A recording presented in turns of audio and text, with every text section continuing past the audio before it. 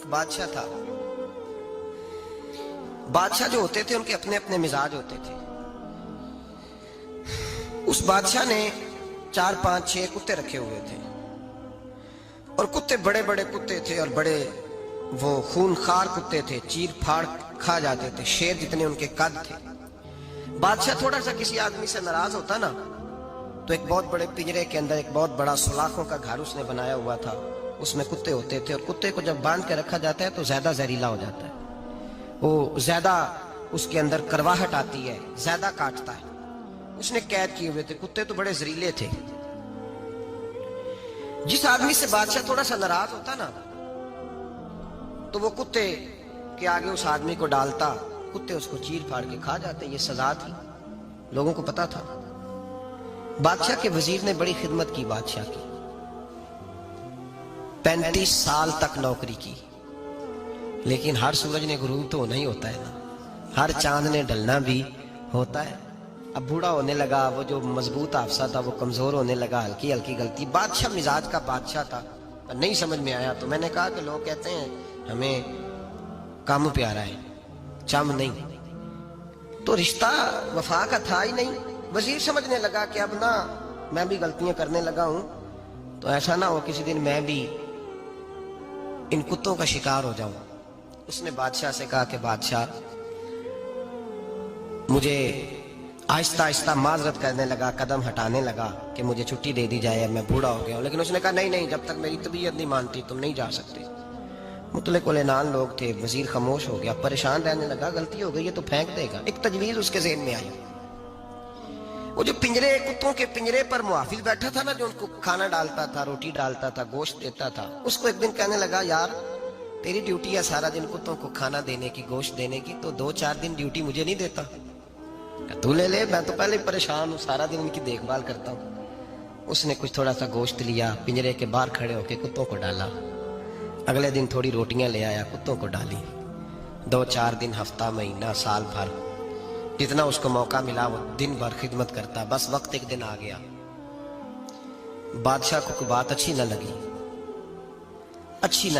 اس نے کہا اس بڈھے کو اٹھاؤ اور ڈالو کتوں کے پنجرے میں. ساری زندگی یہاں رہا, اسے ابھی تک نہیں پتا چلا میرے مزاج کا. جب اٹھا کے پنجرے میں ڈالا نا تو بجائے اس کے کہ کتے اسے کاٹ کھاتے, وہ اس کے پیر چومنے لگے. وہ پیر چومنے لگے, ہاتھ چومنے لگے, چاٹنے لگے. تو بادشاہ سامنے کھڑا تھا نظارہ دیکھنے کو کہ چیر پھاڑ کرتے تو خوش ہوا کرتا تھا, خونخوار درندے جیسی اس کی طبیعت ہو گئی. جب دیکھا پیار کر رہے ہیں تو بادشاہ وزیر سے کہنے لگا یہ کیا ہے؟ تو وزیر رو پڑا, کہنے لگا تو سیاستدان تھا تو میں بھی سیاستدان تھا, ساری زندگی سیاست کی لیکن دنیا داروں کے ساتھ رہا, تو انجام یہ ہوا کہ مجھے اس پنجرے میں ڈال دیا گیا. دیکھ تو بہت بڑا سیانہ تھا اور میں بھی سمجھدار تھا, وزیر رہا, لیکن ہمارا روح کا رشتہ نہ بن سکا. ارے ہم سے تو یہ کتے ہی اچھے نکلے. تیری 40 35 سال خدمت کی تو تو نے کتوں کے آگے ڈال دیا. انہیں تو چند مہینے روٹی ڈالی ہے, میرے وفادار ہو گئے. چند مہینے روٹی, جنہ تنا وچ عشق نہ رچیا کتے او نہ تھی چنگے. جنہ تنا وچ عشق نہ رچیا کتے او نہ تھی چنگے. مالک دے کر راکھی کر دے صابر بھکھے ننگے. اور بابا بلے شاہ صاحب فرماتے ہیں تو راتی جاگے تے شیخ صدا میں, راتی جاگ دے کتے تے تیتھوں اتے مالک دا در مول نہ چھڑ دے. پاویں مارو 100 جتے تے تیتھوں اتے رکھا سکھا کھا.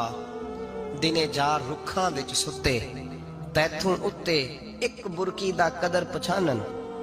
پاویں مالک ہو من ستے, ایک برکی دا اوپر کھڑے ہو کے کام نہیں کرانا پڑتا کہ میں کھڑا رہوں گا تو کام صحیح ہوگا, جاؤں گا تو نہ. ایک برکی دا قدر پچھانن پاویں مالک ہو من ستے. پھر اپنے آپ کو مخاطب کیا, کہنے لگے اٹھ بلیا چل یار منا لے نہیں تے بازی لے گئے. مولانا رومی کہتے ہیں کہ چڑیا اور چڑا مذکر مؤنث دونوں کٹھے بیٹھے تھے. تو ایک بندہ آ گیا صوفی, میری طرح پگڑی شکڑی باندھی ہوئی, جبے کبے میں لگا ہوا. یہ جتنے فتنے آج آپ کو نظر آ رہے ہیں نا, یہ جبوں کے پیچھے نکلتے ہیں سارے. عوام بیچاری کو تو پتہ ہی نہیں تھا کہ یہاں بھی الجھنا ہے. انہوں نے پکڑ کے چکر چلا دیے. کبھی کوئی کہانی سناتے ہیں تو کبھی کوئی کہانی سناتے ہیں. कभी नहीं। और मैं शिकवा करने लगा हूँ, मुझे कर लेने दो। क्या तुमने कभी मईशत पर भी तकरीर की है? हुजूर ने मईशत नहीं दी? क्या तुमने कभी कौम को मुआशरत भी सिखाई है? ये भी तुमने बताया है कि जीना मरना कैसे है? वहाँ उलझाते हो जहाँ नौजवान कहते हैं कि यार तय कुछ नहीं हुआ आपके दरमियान अभी तक। जो कहानी सुना रहा था वो भी बड़े जज्बात में था, रो रहा था। जो रद्द कर रहा था वो भी जज्बात में था, रो रहा था। तो हम किधर जाएं? आपने कौम को किस दोराहे पे खड़ा कर दिया? शिकवा करने लगा हूँ। वो चिड़ा और चिड़ी दोनों बैठे थे। एक बंदा सूफी साफी आ गया, बड़ा जनाब, जुब्बा कुब्बा, बड़ी बात। तो चिड़िया चिड़े से कहने लगी उड़ जाएं, ये शिकारी ना हो। तो चिड़ा कहने लगा नहीं, शिकारियों का लिबास और होता है, ये तो दरवेशों का लिबास है, रहने दो, बैठे रहते हैं। उसने बड़ा समझाया चिड़िया ने, पर चिड़िया की बात मानता भी कोई नहीं ना। कभी कभी मान जाए करे फ़ायदा होता है। अब चिड़िया की माने कौन? चिड़िया को तो लोग छोटा जानते हैं। तो वो चिड़ा बैठा रहा, पर वो बंदा आया। आए हाय, आप यकीन करें, लोग मेरे पास आते हैं तो वली समझ के आते हैं। वो जो मेरे पास वली समझ के, दरवेश समझ के आया, उसे सवाब मिल गया। लेकिन अगर मैंने धोखा किया तो क़यामत में मेरी सज़ा बढ़ जाएगी। मुझसे मेरा रब पूछ लेगा वो तो ठीक था, वो तो तेरी पगड़ी दाढ़ी देख के आया था, तू अपनी बात बता, तेरे अंदर क्या था? तो वो करीब आया ना वो सूफी दरवेश, इल्ला माशाअल्लाह, उसने ना गुलेल पीछे छुपाई हुई थी। उसने गुलेल निकाली और मारी और चिड़ा मर गया। चिड़िया बड़ी परेशान हुई। उसने जाके बादशाह को शिकायत की, जंगल के बादशाह को, शेर को। शेर ने कहा तू फिक्र न कर, बंदा पकड़ लेते हैं। बंदा पकड़ लिया, गिरफ्तार कर लिया, सामने आ गया। तो चिड़िया कहने लगी, शेर कहने लगा चिड़िया से कि अपना पकड़ तो हमने लिया है, सज़ा हमने नहीं देनी। अगर ये बात आपकी समझ में आ गई ना, मसला सिर्फ लीडरों का नहीं, कारकुन भी बड़े ख़तरनाक हैं। नाराज़ हो गए हो? मसला मुरीदों का नहीं, ये पीरों का नहीं, सिर्फ ये मुरीद भी नहीं कहीं हिलने देते। ये भी नई से नई कहानी रोज़ बना के लाते हैं और आके सुनाते हैं। सुनो, वो चिड़िया से कहने लगे, बादशाह सलामत, शेर साहब कहने लगे कि सज़ा तेरी मर्ज़ी की देनी है, तू बता क्या सज़ा दे। तो चिड़िया रो पड़ी, कहने लगी बादशाह इसे सज़ा कोई नहीं देनी, एक बस हुक्म देना है। उसे कहा वो क्या? तो वो कहने लगी इसे हुक्म करें, अगर इसने शिकार करना है तो लिबास भी शिकारियों वाला पहने। इसने लिबास सूफियों वाला पहनना है और अंदर से शिकारी है। बस इसे हुक्म करते हैं कि इसने शिकार करना है तो लिबास भी, अल्लाह करे आपकी समझ में बात आए। और सियासतदान, तूने लिबास पहन लिया है खिदमत का और है तू शिकारी। ओ ब्यूरोक्रेट, ओ ताजर, तूने लिबास पहन लिया है खिदमत का और तू शिकारी है। ओ बहुत बड़ी जगह पे बैठे हुए अफसर, तूने लिबास पहन लिया है एक बहुत बड़े अफसर का, एक महकमे को संभालने का, और अंदर से तू रिश्वत खाता है, शिकारी है। और दरवेश साहब, मौलवी साहब और बड़े काम में लूटने के लिए दरवेश बन के तो ना लूट। आपकी तबीयत के अंदर दौलत से बेजारी, हजरत अबू दरदा, हजरत अबू मूसा अशरी, हजरत अबू हुरैरा रदी अल्लाह ताला अन्हु, ये समझ ले उनके क्लास फेलो थे, उनके साथ पढ़ा था इन्होंने। हजरत अबू ज़र गिफ़ारी इन पर भी जलाल करते। आप यकीन करें कि तबीयत ना ऐसे कैफ में आ गई इनको पढ़ के। इनको पढ़ा जब कुछ दिनों से तो कुछ अनोखा, ये अनोखी वजह है, सारे ज़माने से निराले हैं ये बंदे, कौन सी बस्ती के यार अब रहने वाले हैं, ये किस तरह के लोग हैं, क्या सोच है।